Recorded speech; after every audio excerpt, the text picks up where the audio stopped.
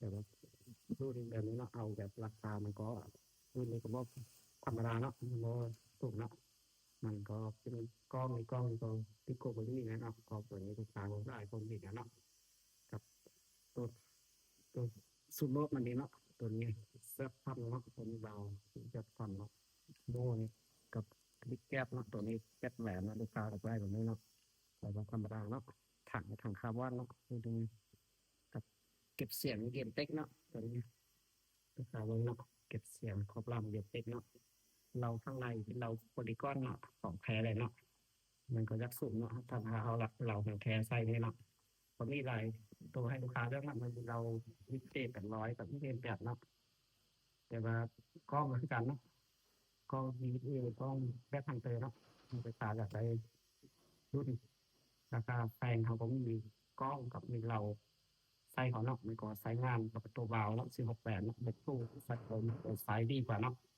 แต่ว่ารุ่นนี้ก็ไซส์ได้ดีแล้วแต่ว่าอยากให้มันความยันยานสูงกว่านั้นก็ครับก็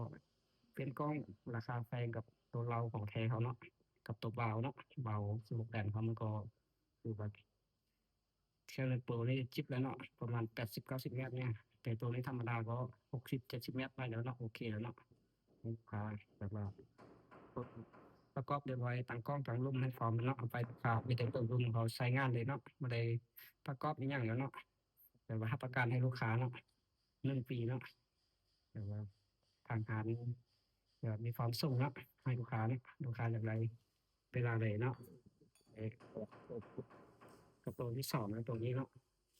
หลายๆคนเขาก็มักหลายเนาะตัวฟักต่อเนาะตัวนี้ประกอบให้ลูกค้าทำปักเซเนาะตัวนี้แต่ว่าตัวเซ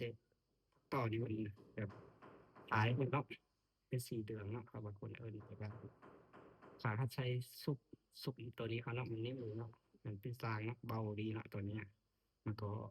เพิ่มความงามให้ปืนเนาะจับมันก็แน่นดีเนาะ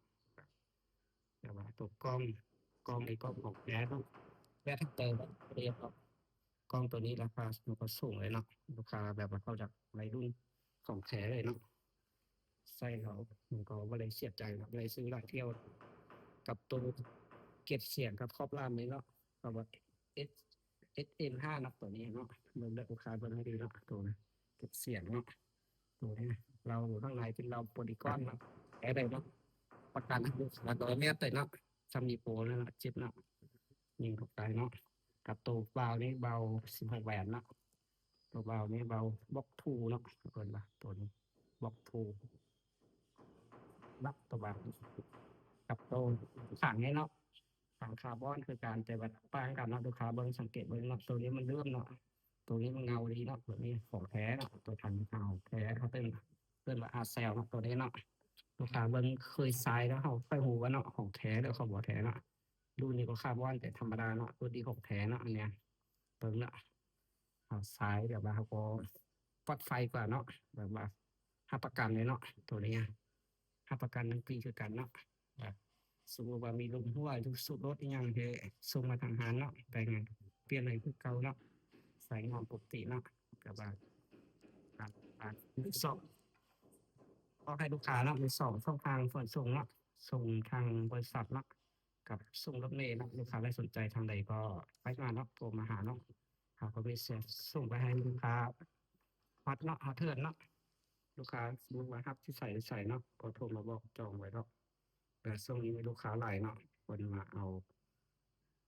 ก็สั้นๆแบบนี้เนาะทั่วประเทศลาวเนาะส่งได้หมดเนาะว่าจะใส่เนาะแต่ว่าขอให้มี